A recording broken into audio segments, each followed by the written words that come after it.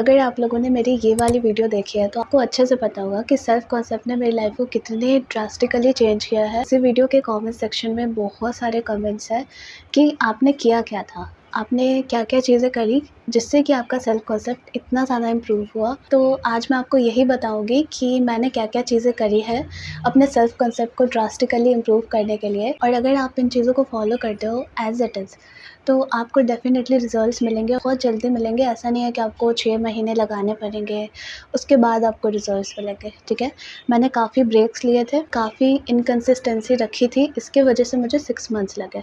आपको अगर आप कंसिस्टेंट रहते हो तो आपको जल्दी रिज़ल्ट्स दिखेंगे। तो वीडियो स्टार्ट करने से पहले मैं आपको बता दूँ, अगर आपको मेरे साथ वन ऑन वन सेशन लेना है मैनिफेस्टेशन जर्नी के लिए अपने, आपको एक प्रॉपर प्लान चाहिए। उसके लिए आप मेरे से इंस्टा पे कांटेक्ट कर सकते हो, मेरी ईमेल आईडी भी है और ये कुछ एडिशनल सर्विसेज हैं जो कि मैं प्रोवाइड करती हूँ। तो अगर आपको अपने लिए कस्टमाइज्ड सप्लीमिनल या फिर अफर्मेशन टिप्स बनवाने हैं, उसके लिए भी आप मेरे से कांटेक्ट कर सकते हो इंस्टा के थ्रू या फिर ईमेल भी कर सकते हो, ठीक है। अब बात कर लेते हैं कि मैंने क्या क्या चीज़ें करी थी अपने सेल्फ कॉन्सेप्ट को इम्प्रूव करने के लिए। सबसे पहली चीज़ थी वो ऑब्वियसली अफर्मेशंस थे, सेल्फ कॉन्सेप्ट के अफर्मेशंस ही थे। अब मैं आपको बता दूं कि जब मैंने स्टार्टिंग करी थी लॉ ऑफ अजम्पशन के बारे में मुझे स्टार्टिंग में पता लगा था और उसी टाइम से मैंने सेल्फ कॉन्सेप्ट को करना शुरू कर दिया था। अगर आप मुझे पहले से देख रहे हो तो आपको पता होगा। अब हुआ क्या कि मुझे जब अचानक से ये चीज़ पता लगी तो आप काफ़ी ज़्यादा एक्साइटेड हो जाते हो। तो उसी तरीके से मेरे साथ भी हुई वही चीज़ और उसके कारण मैंने काफ़ी सारे अफर्मेशंस बना लिए और उन अफर्मेशंस को मैंने रिकॉर्ड करके सुनना स्टार्ट कर दिया था। जैसे कि मैंने आपको बहुत टाइम पहले ही बता दिया था कि मैं अफर्मेशन टिप्स बनाकर सुनती हूँ और उसी से मुझे रिजल्ट्स मिलने शुरू हो गए थे। बट द थिंग वाज कि वो अफर्मेशंस बहुत सारे थे और अगर आप ढेर सारे अफर्मेशंस एक साथ कर रहे हो और चाहे आप उसको कितना भी सुन रहे हो, तो एक अफर्मेशन का रेपिटेशन ज़्यादा नहीं हो रहा है, बहुत सारे अफर्मेशंस हैं उसमें। तो आप खुद सोचो कि एक अफर्मेशन को जो आपको सबसे ज़्यादा नीडेड है, उसको आप काफ़ी कम टाइम के लिए अफ़र्म कर रहे हो या फिर उसको आप सुन रहे हो, तो उसके ज़्यादा रिज़ल्ट्स आपको नहीं दिखते हैं। आपको बिट्स एंड पीसेस में रिज़ल्ट्स दिखते हैं, आपको थोड़े-थोड़े रिज़ल्ट्स हर जगह से दिखते हैं, ठीक है? और कभी नहीं भी दिखता है। तो मुझे इंट्यूटिवली ये चीज़ फ़ील हो रही थी कि मेरे से कहीं न कहीं पे गड़बड़ हो रही है, लेकिन मुझे एग्ज़ैक्ट वो चीज़ पता नहीं लग रही थी। तो फिर हुआ क्या कि आई थिंक मैंने सैमी एनाग्राम की कोई वीडियो देखी थी जहाँ पे वो बता रहे थे कि आपको कम अफ़र्मेशंस लेने हैं, लाइक 4 या 5 और उन्हीं को रिपीट करो जो कि आपके लिए अभी के लिए सबसे ज़्यादा ज़रूरी है। तो मुझे भी ये चीज़ वैलिड लगी। अब मुझे ढूँढना था कि मेरे लिए बेस्ट अफ़र्मेशंस कौन है, क्योंकि आप खुद सोचो कि आपके लाइफ़ के जो लिमिटिंग बिलीव्स होंगे वो अलग होंगे, आपकी जो चाइल्डहुड की कंडीशनिंग है वो अलग होगी मेरे से। तो जो अफ़र्मेशंस एक इंसान के लिए बहुत अच्छे से वर्क कर रहा है, ज़रूरी नहीं है कि वही अफ़र्मेशन दूसरे के लिए बहुत अच्छे से वर्क करे, राइट? अनटिल एंड अनलेस दोनों की जो प्रोग्रामिंग है वो कुछ सेम है काइंड ऑफ, तब वो चीज़ उसके लिए भी इक्वली वर्क करती है। और अगर उसकी जो प्रॉब्लम है वो कुछ अलग है, इसकी प्रॉब्लम कुछ अलग है, तो दोनों पे वो चीज़ इतने जल्दी वर्क नहीं करेगी। ऑल्दो जो अफ़र्मेशंस होते हैं, चाहे आप कोई भी अफ़र्मेशन करो, वो वर्क करते ही हैं। जो अफ़र्मेशंस आपको नीडेड है, वो जल्दी आपके लिए काम करते हैं और उस टाइम पे आपको उसी की ज़रूरत होती है। बाकी सारे अफ़र्मेशंस की अभी ज़रूरत नहीं होती है। तो मैंने क्या किया कि मैंने लिखना शुरू किया। एज़ यू ऑल नो कि मुझे जर्नलिंग करना कितना पसंद है, तो मैंने सारी चीज़ें लिखना शुरू करी।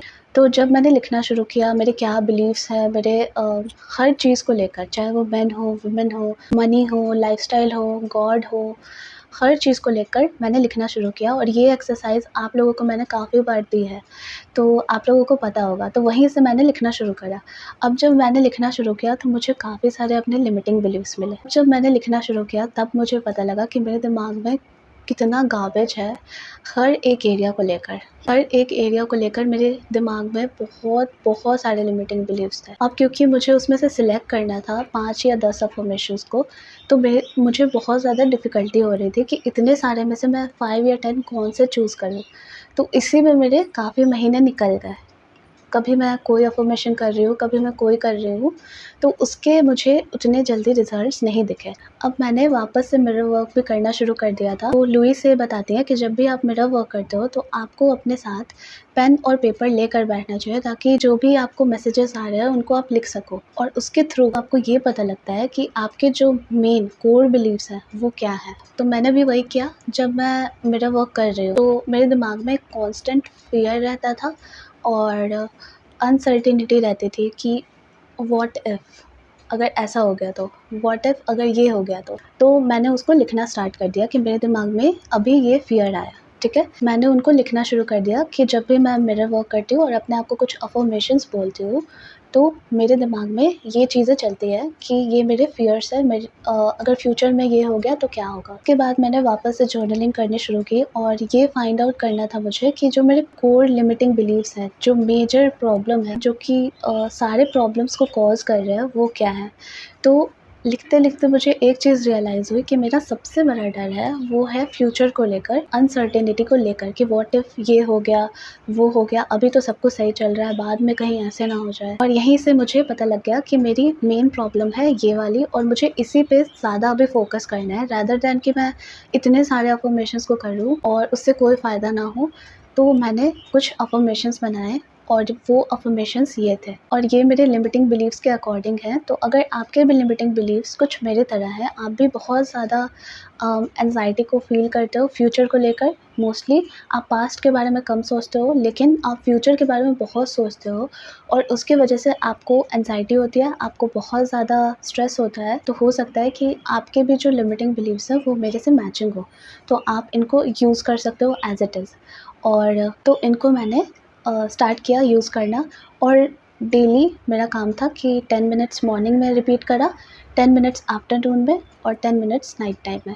बस इतना ही था, मुझे थ्रू आउट द डे करने की ज़रूरत नहीं थी, क्योंकि मुझे खुद को ओवरवेल्म नहीं करना था, और बाकी भी चीज़ें लाइफ़ में होती है। तो दिन भर तो हम लोग अफ़र्मेशन नहीं कर सकते, और ये काफ़ी टायरिंग प्रोसेस है, और आप इतने ज़्यादा एग्ज़ॉस्ट हो जाओगे कि एक पॉइंट के बाद आपको करने का मन ही नहीं करेगा। तो अपने आप को बोर करने से अच्छा है और एग्ज़ॉस्ट करने से अच्छा है कि आप लाइफ़ को जीते रहो, लेकिन अपने लिए एक प्रॉपर रूटीन बनाओ कि हाँ, इतना तो मैं कर ही सकती हूँ, इतना टाइम मैं इस चीज़ में इन्वेस्ट कर सकती हूँ। तो मैंने भी यही किया कि मैं 30 मिनट्स तो रोज़ दे सकती हूँ, और ये हमेशा हो पाएगा। चाहे मैं कितनी भी बिज़ी रहूँ, तो भी मैं अपने 30 मिनट्स तो दे ही सकती हूँ, अगर 10-10 मिनट्स डिवाइड कर दूँ तो। तो फिर मैंने वैसे ही अफ़र्म करना शुरू किया। मैंने एक ट्रैकर भी बनाया था, और ट्रैकर पे मैंने ट्रैक करना शुरू कर दिया कि मैं रोज़ कर रही हूँ कि नहीं कर रही हूँ। मेरा सेल्फ कॉन्सेप्ट इतना ज़्यादा इम्प्रूव हुआ, उसके रिज़ल्ट्स मैंने आपको ऑलरेडी बता दिए हैं, तो वो चीज़ मैं यहाँ पे डिस्कस नहीं करूँगी। बस मैं आपको यही बताऊँगी कि मेरा कॉन्फिडेंस बहुत हाई हुआ, जो ट्रस्ट होता है डिवाइन के ऊपर, यूनिवर्स के ऊपर, अपने आप के ऊपर, वो बढ़ता चला गया वहाँ से। वहाँ से मैंने एक चीज़ और नोटिस करी, मैं थोड़े अलग तरीके से रिस्पॉन्ड करना सीख रही हूँ। तो यहाँ से मुझे ये चीज़ पता लगी कि हाँ, जो भी मैं कर रही हूँ उसके रिज़ल्ट्स आ रहे हैं, भले ही वो एक्सटर्नल अभी नहीं है, इंटरनल है, बट इंटरनल चेंजेस आता है तभी एक्सटर्नल चेंजेस आते हैं, राइट? तो इस चीज़ की वजह से मुझे ये चीज़ पता लगी थी कि मैंने एकदम सही अफ़र्मेशंस करे हैं। अब जो दूसरी चीज़ थी वो थी obviously my favourite, mirror work. Mirror work मेरे लिए इतनी ज़्यादा ज़रूरी चीज़ है, अगर मैं नहीं करूँ तो मुझे ऐसा इनकम्प्लीट सा फ़ील होता है, एज़ इफ़ कि मैंने किसी इम्पोर्टेंट इंसान से बात ही नहीं करी है। ऐसा लगता है एज़ इफ़ कि आज का दिन थोड़ा अधूरा था, और जो मुझे एफ़र्ट करने चाहिए अपने टुवर्ड्स वो मैं नहीं कर रही हूँ। और फिर मैं ये भी चीज़ नोटिस करती हूँ कि अगर मिरर वर्क कॉन्शियसली नहीं कर रही हूँ, तो वापस से मैं खुद को क्रिटिसाइज़ करने लग जाती हूँ थोड़ा बहुत, ऑब्वियसली। तो मिरर वर्क उस चीज़ के लिए भी इम्पोर्टेंट है, आपके सेल्फ वर्थ को भी हाई करता है। उसके साथ जो आपका कोर प्रॉब्लम है कि एक्चुअल में आप किस चीज़ से डर रहे हो? जो मेन आपकी प्रॉब्लम है, जैसे कि मैंने आपको बताया, जो मेरी मेन प्रॉब्लम थी वो मुझे मिरर वर्क के थ्रू ही पता लगी थी। और अगर आप थोड़ा भी चक्रास के बारे में जानते हो तो आपको पता होगा कि जब भी कोई इंसान अनसेफ फ़ील करता है, वो उसको एक अनसर्टेनिटी फ़ील होती है, वो अनसेफ फ़ील कर रहा है, तो इसका मतलब ये है कि उसका जो रूट चक्र है वो बैलेंस नहीं है। और रूट चक्र ही नहीं, बल्कि अगर आपने वो मैस्लो वाली थ्योरी देखी है तो आपको ये चीज़ पता होगी कि वो एक पिरामिड के थ्रू बताता है कि हमारे ह्यूमन नीड्स क्या-क्या होता है, ये हमें चाहिए ही चाहिए। तो आप जो सबसे नीचे वाले रेड कलर वाले बॉक्स में देखोगे, वहाँ पे वही चीज़ दी हुई है। अगर आप एक चीज़ नोटिस करोगे तो आपको ये पता लगेगा कि ह्यूमन साइकोलॉजी, मैनिफेस्टेशन और ये जितने भी स्पिरिचुअल टर्म्स होते हैं वो सारे कहीं न कहीं एक साथ कनेक्टेड हैं। तो जब मैंने रूट चक्रा के बारे में पढ़ा तो मुझे ये चीज़ पता लगी कि मैस्लो की जो मैंने थ्योरी पढ़ी थी, कौन सी क्लास में मुझे याद भी नहीं है टू बी ऑनेस्ट, वहाँ पे भी सेम चीज़ बताई गई थी कि हमारे कुछ नीड्स होते हैं और अगर जब हमें वो नीड्स नहीं मिलते हैं तो फुलफिलमेंट फ़ील नहीं करते हैं, हम लोग अच्छे से अपने फुल पोटेंशियल पे नहीं पहुँच पाते हैं या फिर हम लोग खुश नहीं रह पाते हैं, लाइफ में हम लोग खुलकर नहीं जी पाते हैं। तो इसके बारे में मैं आपको कभी डिटेल में बताऊँगी, रूट चक्रा और जितने भी चक्रास के बारे में मैंने पढ़ा, उसके बारे में ज़रूर आपको कभी डिटेल में बताऊँगी। तो इससे मुझे एक चीज़ क्लियर हो गई थी कि जो मेरा रूट चक्रा है वो अनबैलेंस्ड है, मैं अनसर्टेन फ़ील करती हूँ। और आपको एक चीज़ और बता दूँ मैं, ये अभी से नहीं है मेरे साथ, ये चीज़ मेरे साथ चाइल्डहुड से है। ये चीज़ बचपन से ही होती थी।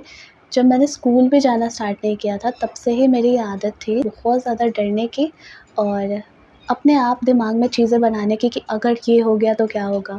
अब आप एक चीज़ नोटिस करना कि हर बच्चा ऐसा नहीं होता है, बहुत सारे बच्चे ऐसे भी होते हैं कि उनको आप कुछ भी बोल दोगे तो वो नहीं डरेंगे।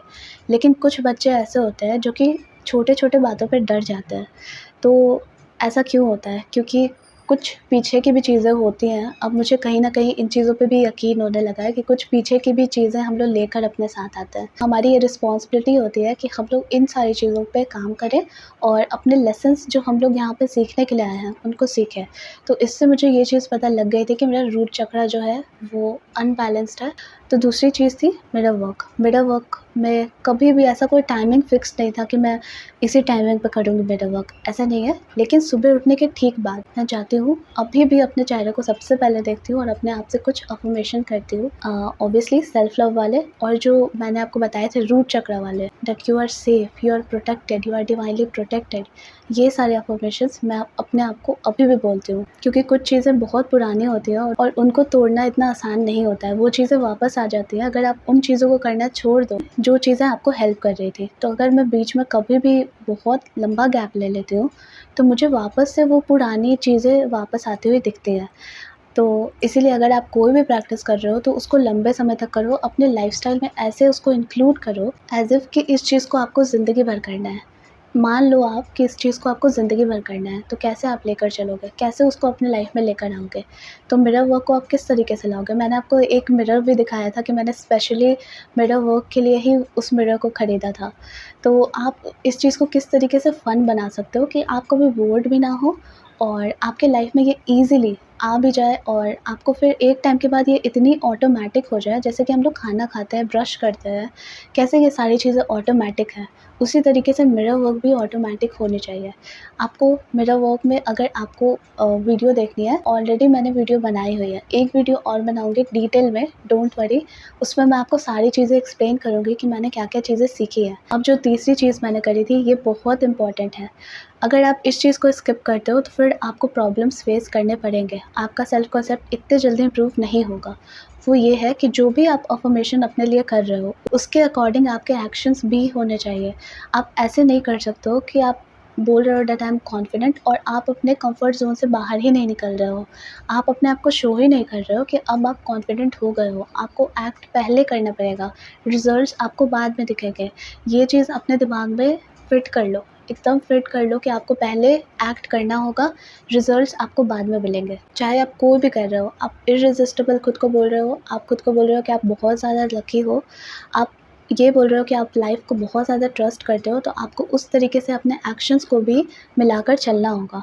आप फिर डेस्परेटली बिहेव करते हो तो खुद को रोकना होगा, आप फिर से खुद को वही सारी चीज़ें याद दिलानी होगी। तो जब भी आप दिन भर में कभी भी उस चीज़ के अगेंस्ट में जाने की कोशिश करो, जो भी आप अफ़र्मेशन कर रहे हो, लेट्स से कि आप कह रहे हो दैट आई एम फियरलेस। आपको लग रहा है कि आप वापस से फियरफुल फ़ील कर रहे हो। आपको खुद को याद दिलाना होगा कि आप फियरलेस हो, आप डिवाइनली प्रोटेक्टेड हो, आप एक पावरफुल क्रिएटर हो।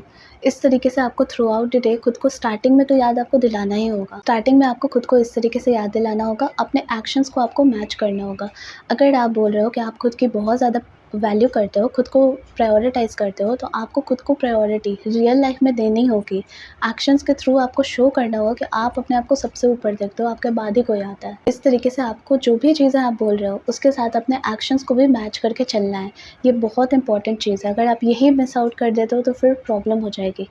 तो ये चीज़ करते रहना। मैंने आपको बताया था एक वीडियो में कि मैंने अपने कंफर्ट ज़ोन से बाहर निकलना शुरू कर दिया था, क्योंकि मुझे सोशल एंग्ज़ायटी थी, तो उस हिसाब से मुझे अपने कंफर्ट ज़ोन से धीरे-धीरे करके खुद को बाहर निकालना पड़ा था।